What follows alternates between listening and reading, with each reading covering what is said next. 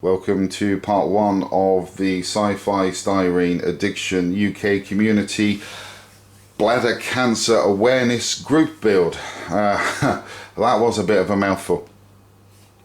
I've decided to do a group build, and there are a few other people within the community that are joining in.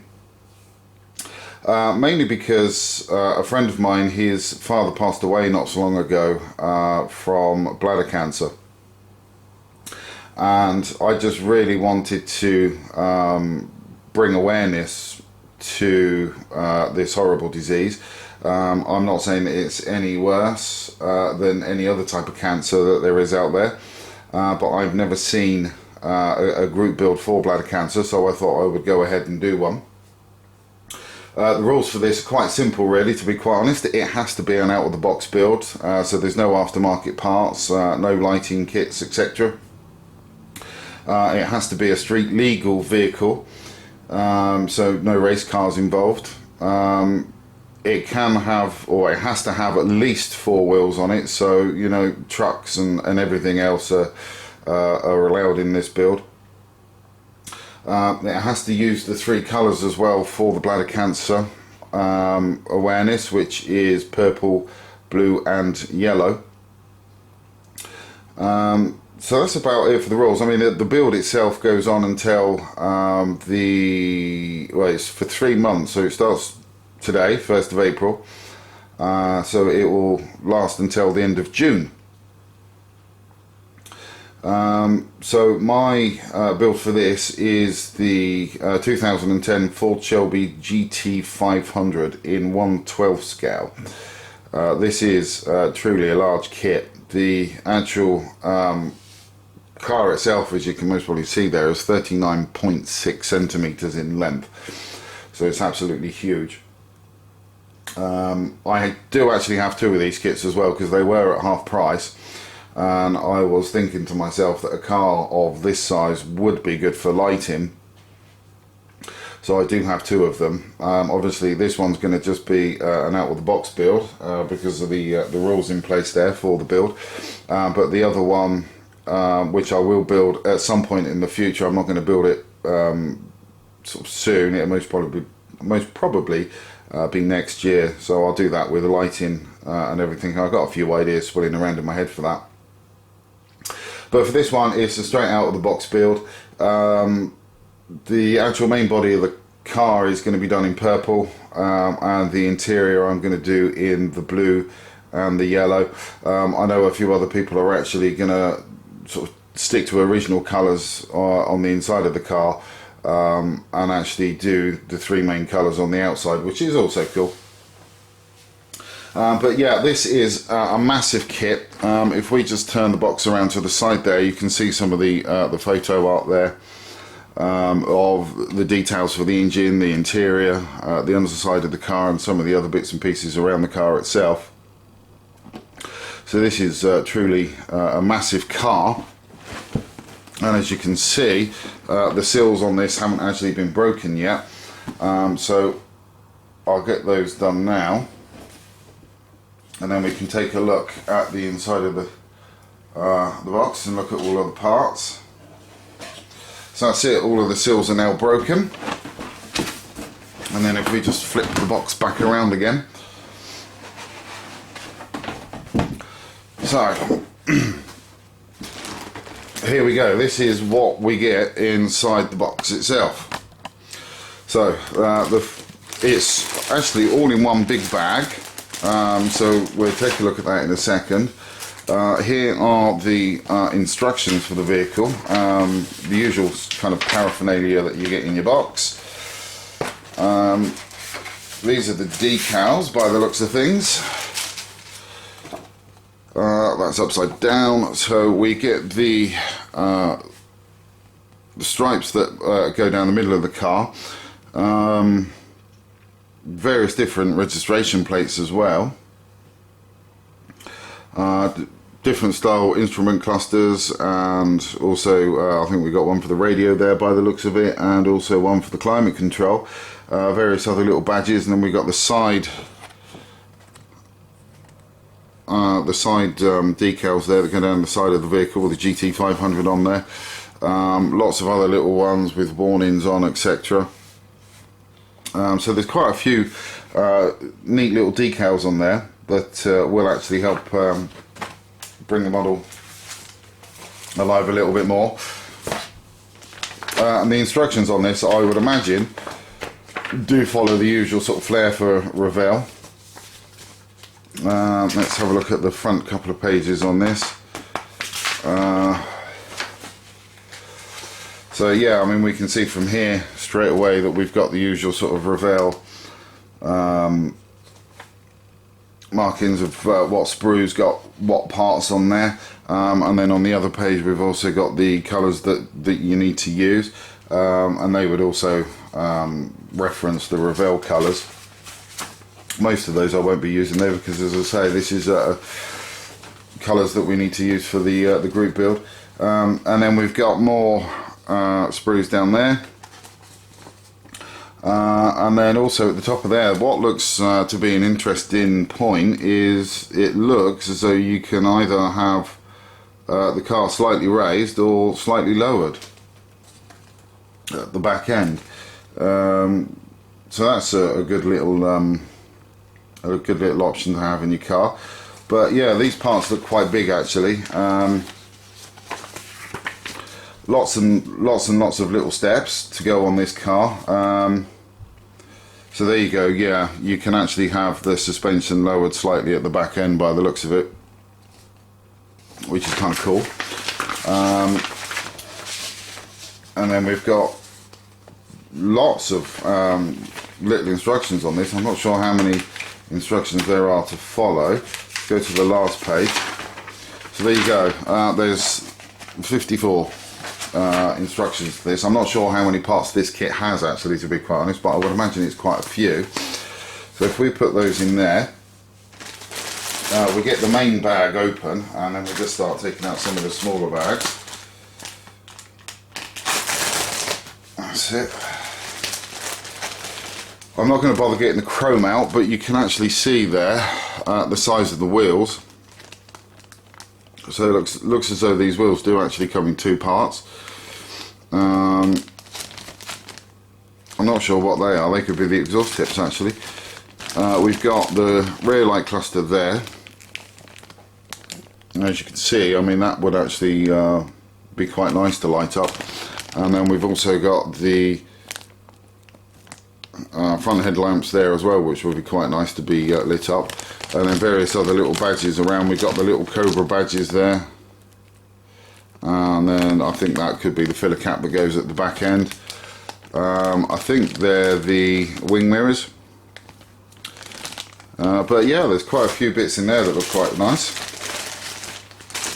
And then in here, in this little bag, after I've just stabbed myself with the knife, let's have a look.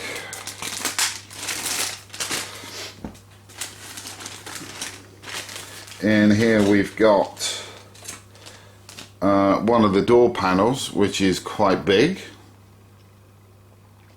even to the point where we've got some decent detailing actually on the door handles and the door lock. Nice speaker there, and the beginnings of the seat belt there as well. And it looks as though we got the pedals there as well, and also there we've got the handbrake. Not sure what that is. I think that could be the sun visors by the looks of it that go on the inside. On this sprue, again, we've got the other side of the we've got the other door panel, and then we've got the center console just there as well.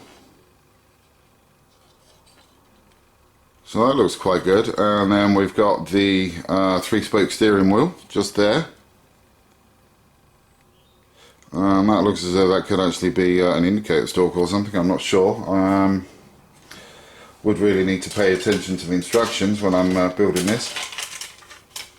The other thing is, actually, I've noticed on this, the plastic does look quite good, and so far I've not seen any sort of flash built up around the parts. So that's quite good. So that's those parts, and then let's get another bag out. and open this up.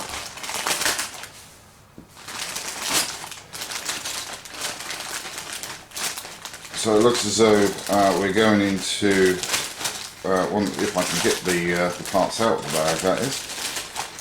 We might need to take them all out at once here. There we go, that's a bit better. So there we go, we're looking at some suspension parts there, I think anyway, it looks like we could be. Looks like part of the gearbox there. That looks like a battery. They're the stabilizers or anti-roll bars, whichever way you want to call those ones. So it looks as though there's some quite good stuff in there. And then they look like the shock absorbers. That looks like a prop shaft to me. There's your little radiator. That looks as though that's a back firewall or something. And then that looks like that's your radiator cover there.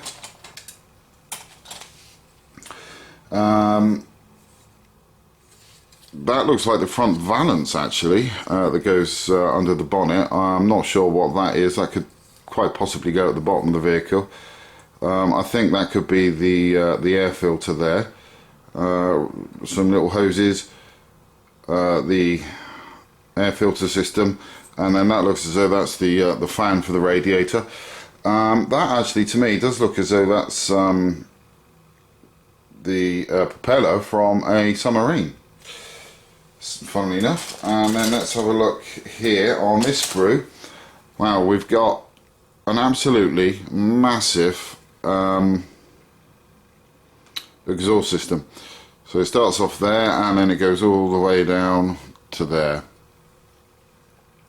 And it looks as though we got some parts for the brakes there. We've also got the wing mirrors as well there, which are moulded in black, which is strange. I would have thought they would have done those in the same colour as the vehicle itself. But again, I'm not actually really seeing any flash. I mean, you can see some swirl in there in the disc brakes, but once they're painted, they'll be fine. That won't be a problem really. So that's those parts. Let's get another sprue out. And have a look.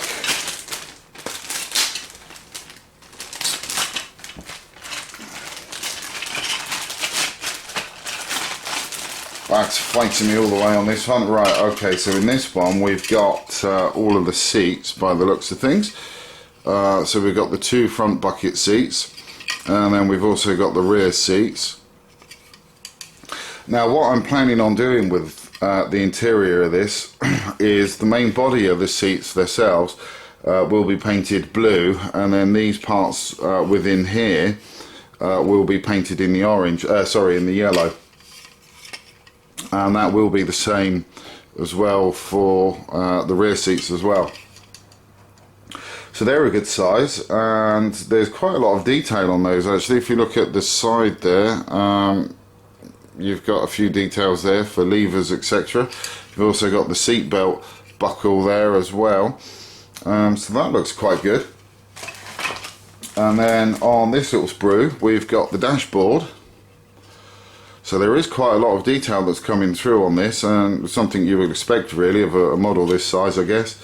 But you've got some really good detailing on the air vents there, and then also the little side panel here for your lights, etc. And then your little your radio that's in there with the it looks as though if you see in there you've got the hole for the CD player as well, for the CD to slip in. So that looks really good. There's quite a lot of good parts on there. And then if we go a little bit further in, we've got in another bag what looks to be the vents that go in the front grille. So there you go, you've got the vents that go in the front grille, and then if you see there, you've got a little emblem on there, so I would imagine one of those chrome emblems go on that part there. That one looks as though that fits into the actual bonnet itself, or the hood, whichever way you want to call that one. And then it looks as though you've got the cross member there. I think that's for the engine to sit on. I think that's for the front end. And then you've got the axle there that sits on the back. So that's alright, that's looking good. And then let's have a little look here at some of the other parts. These parts are moulded in silver.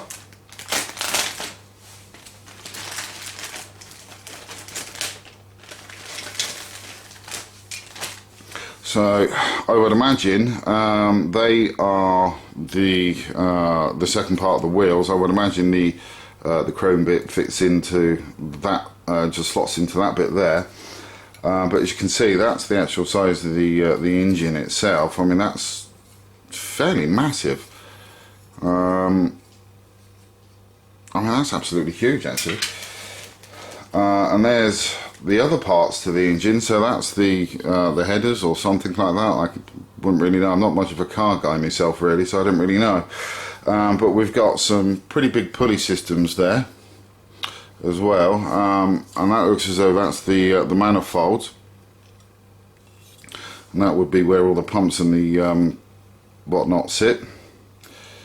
And then we've got a few other bits and pieces down there, not sure what they would be, to be honest.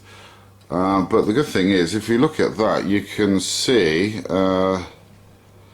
we can get that in shot, so you can actually see that is powered by SVT. So that's quite good. So we can have a bit of fun in detailing the whole of that engine up as well. As I say, this has to be an out-of-the-box build, so we can't actually then start putting wires on as well for the spark plugs and everything, which is a bit of a shame, but you know, rules are rules. It's really designed to, the rules were really designed to make it as cheap as possible for everybody. That's why we've decided that, you know, no aftermarket kits, because otherwise it could get rather silly price-wise. I have seen an aftermarket photo etch kit for this that does supply quite a lot, including turned aluminium wheels as well, and they were quite expensive. I think it was $150 for the set.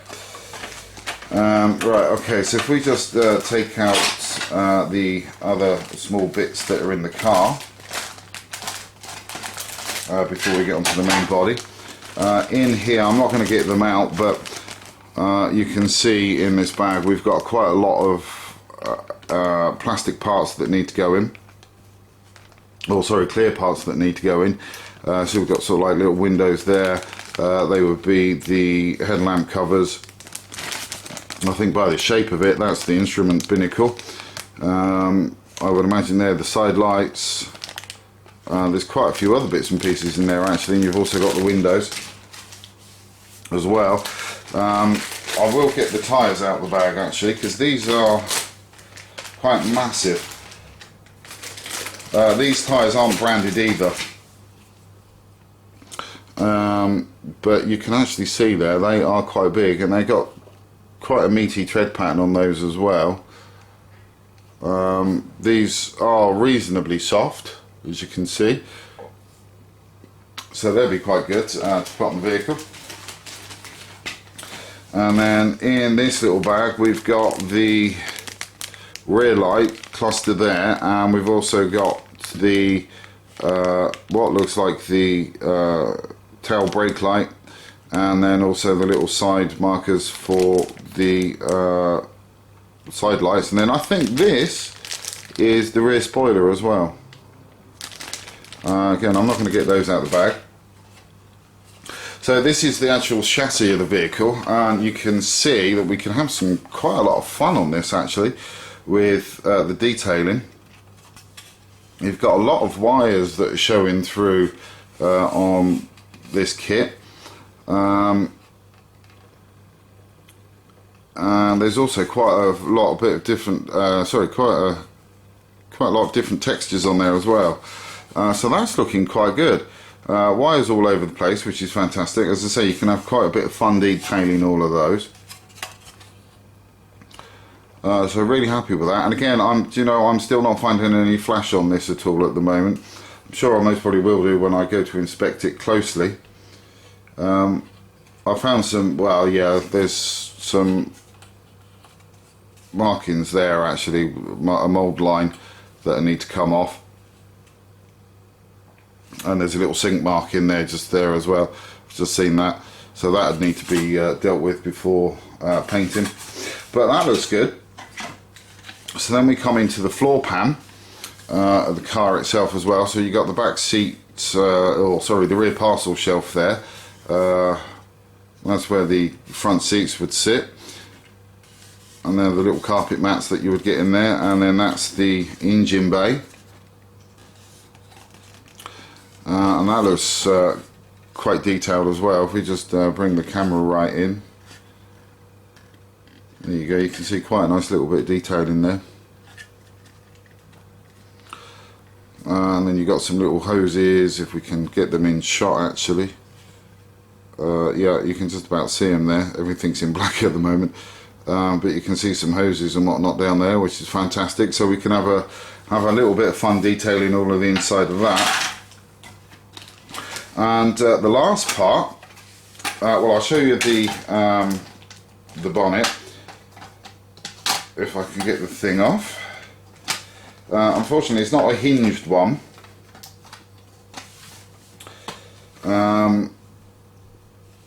It's just one that actually does sit in, you know, it's got those little bits in there that you can sit that on, so it's not actually properly hinged. There's a couple of marks on the outside of the bonnet, and I think that actually is mainly due to the markings on the inside, because they do sort of match up to these areas there. But yeah, there's quite a lot of detail as well just on the underside of that bonnet or hood, depending on what you want to call it. There are a few injection mould marks that would need to be gotten rid of, but sorry, excuse me, nothing too serious.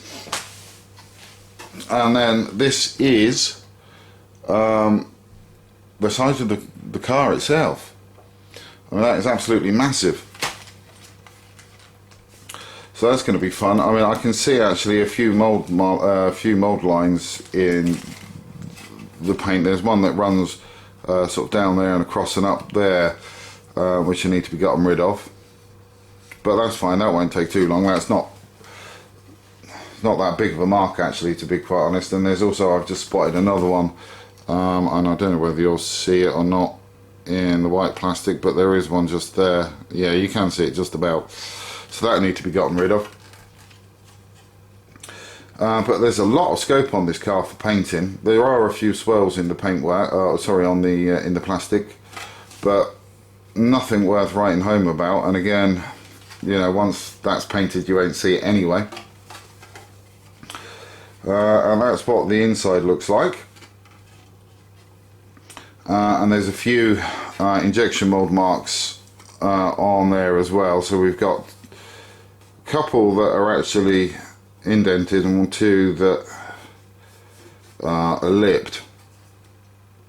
So if we paint the roof, they need to, which we will do on a car this scale, so they need to come out. But yeah, that's the model itself. That's what I'm going to be building for the group build. Not sure how long this is going to take. Not sure how much paint this is going to take either, actually, because it is absolutely massive. So I mean, this is 40 centimeters all but in length, so you know, that's going to take a little bit of painting. So I'm quite happy with this. I think I'm going to actually start with the body itself, to be fair, because I am going to be using the Alclad candy paints on this. I'm going to be using the violet purple on this one. So that will need to be, so the body itself, I need to make sure that there's no imperfections on this before I put the primer on there. And then I use the Alclad microfiller primer just to help sort out any bumps on there, and then I'll be able to give it a quick sand down, and then I'll use what they call the bright silver candy base to spray on it, and then afterwards I'll use the actual candy enamel paint on it after that as well. And hopefully that should look quite good in purple, especially the size of it as well. So I think I'm going to get the start on the bodywork first, and then I'll make my way over to the other parts of the vehicle after that. But yeah, this is a nice little motor actually. It's a nice little car to build. So I'm looking forward to starting on this one with Ernest. And after doing the Valiant with all of those really teeny tiny small parts, it's going to be a pleasure to actually work on something where the parts are you can actually see with the naked eye. So that's about it for the moment, guys. I will come back to you in part 2 when I have made some progress on this kit. Until then, thanks for watching, and please do take care.